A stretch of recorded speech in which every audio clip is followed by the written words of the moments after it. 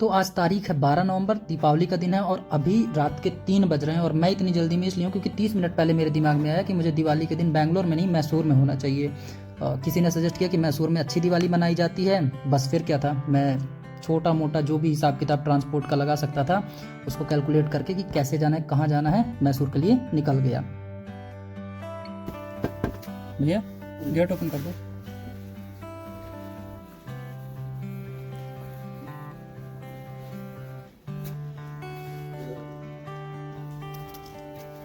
इधर से मैसूर को बस मिल जाएगा ना? मैसूर को बस मिल जाएगा ना? इधर बस स्टॉप में सिल्क बोर्ड पास। इधर 12 बस स्टॉप है ना? हाँ, थैंक यू थैंक यू। भैया से मैंने बस स्टैंड की लोकेशन समझ ली थी, पर इस प्लान को बनाते ही मैंने ड्रॉप कर दिया क्योंकि मुझे बस से नहीं जाना था मैसूर। मुझे ट्रेन की जर्नी ज़्यादा समझ में आती है, वो मुझे ज़्यादा कन्वीनियंट लगती है। पर रेलवे स्टेशन तक जाने के लिए मुझे बस चाहिए ही थी, तो मैं निकल गया सिल्क बोर्ड बस स्टॉप के लिए। बस स्टैंड की डिस्टेंस मेरी लोकेशन से बहुत ही पास थी, मतलब हार्डली 200 to 300 मीटर, इससे ज़्यादा नहीं थी, तो मुझे ज़्यादा टाइम नहीं लगा पहुंचते। बट यहाँ पे दिक्कत ये थी कि BMTC की सारी बसें 5 बजे के बाद से स्टार्ट होंगी और मेरी ट्रेन ही 4:40 की थी, तो बस का तो कोई ऑप्शन नहीं था कि अब मैं बस के सहारे अपने स्टेशन पहुँच सकता हूँ।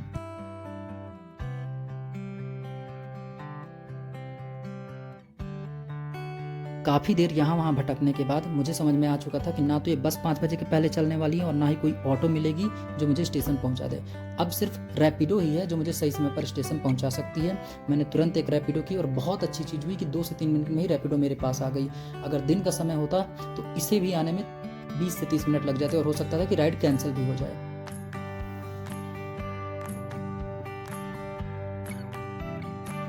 फाइनली भाई ने सही समय पर हमें रेलवे स्टेशन पहुंचा दिया क्योंकि हमारी गाड़ी स्टेशन पर आ चुकी है और 2 से 3 मिनट में चल भी देगी। अब दिक्कत ये थी कि मेरे पास यहाँ पे जनरल की टिकट थी, ये प्री प्लान नहीं था कि मैं इसमें सीट रिजर्व करता। बस ये मना रहा था भगवान से कि सीट खाली हो और ऐसा ही हुआ ताकि मैं एक अच्छी सी नींद ले सकूँ। 1 से 1.5 घंटे की अच्छी नींद लेने के बाद जब मेरी आँख खुली तो गाड़ी एक लोकल स्टेशन पर खड़ी थी। मेरे दिमाग में ये चल रहा था ना कि मैं मैसूर को एक्सप्लोर कैसे करूं, क्योंकि मैंने इस पर होमवर्क नहीं किया था कि मुझे कौन कौन से प्लेस पर जाना है, कौन सा फर्स्ट प्लेस होगा, कैसे स्टार्ट करना है। इतना मैं श्योर था कि मैसूर में बोर मैं नहीं होऊंगा क्योंकि यार ये वो जगह है जहाँ पे टीपू सुल्तान, हैदर अली, इन लोगों ने राज किया है। अंग्रेजों ने अपनी करामात दिखाई है। यहाँ पे आर्ट क्राफ्ट से भरा हुआ है ये शहर, चंदन का प्रोडक्शन, सिल्क की साड़ी, सारी चीज़ें फेमस है यहाँ की। तो बोर होने का तो सवाल नहीं था, बट फिर भी लग रहा था कि कौन से पॉइंट से स्टार्ट किया जाए। फिर मैं कहा इतना जोर देने की जरूरत है नहीं दिमाग पे, एक बार पहुंच जाएंगे तो खुद ब खुद समझ में आ जाएगा कि कहाँ से स्टार्ट करना है। तो फाइनली 2 से 3 घंटे खर्च करने के बाद हम पहुंच गए मैसूर। मैसूर का वेदर जो था वो बैंगलोर से भी औसम लग रहा था। बहुत सारे लोग आए हुए थे, मुझे लग रहा था कि मैं ही अकेले यहाँ पर आया हूँ, बट बहुत ज़्यादा पब्लिक थी और खासकर जो लोग बैंगलोर में रह रहे थे वही थे यहाँ पे।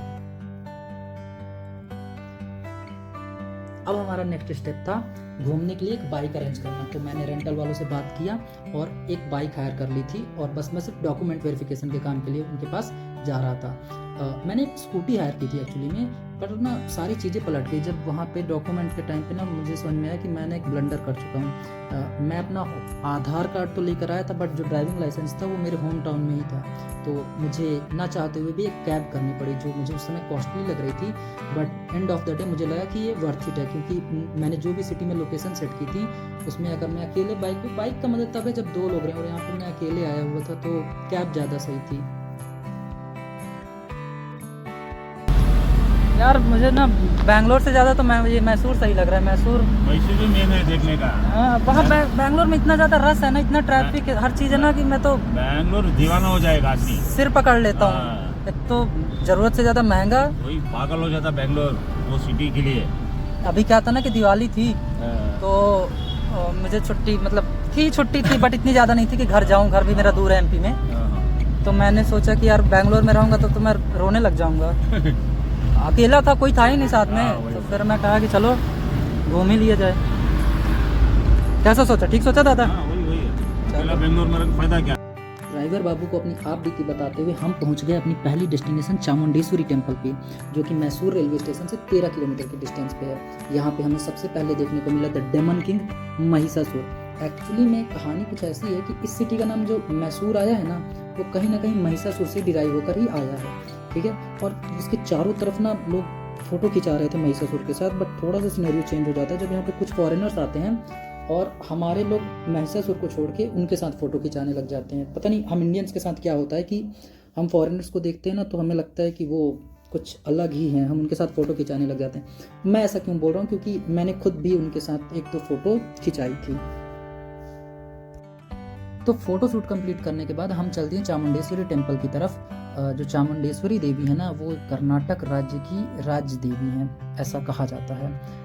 मुझे लग रहा था कि आज दिवाली है तो यहाँ पे भीड़ कम होगी, बट जस्ट इसके अपोजिट हुआ। School trip, college trip, family picnic, सारे लोग आज ही यहाँ पे आए हुए थे। ऐसा लग रहा था सब मुझे ही टारगेट करके आए हैं कि दर्शन ना हो पाए, क्योंकि मुझे बताया गया था, ड्राइवर ने पहले ही बोल दिया था कि आज यहाँ पे ज़्यादा भीड़ होगी, तो आप ट्राई करना कि जितना कम समय आप वहाँ पे ले सको, क्योंकि हमें बाकी की डेस्टिनेशन भी घूमनी है।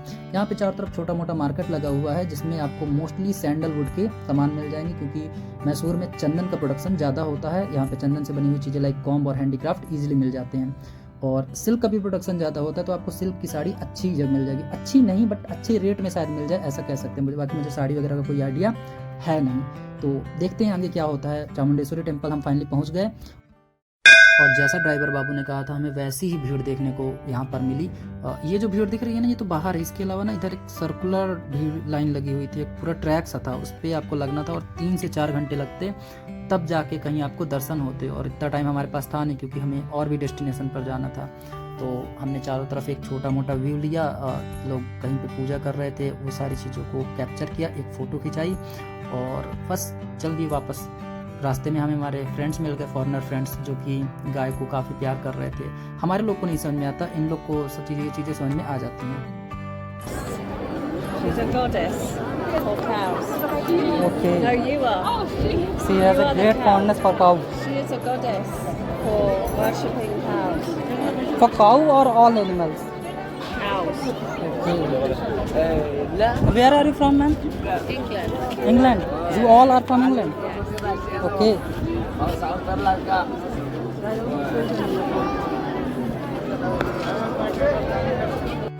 चामुंडेश्वरी टेम्पल के बाद हमारी अगली डेस्टिनेशन है ललित पैलेस, लेकिन रास्ते में हमें देखने को मिलता है ये हिली पॉइंट, जहाँ से आप पूरे मैसूर को कैप्चर कर सकते हो।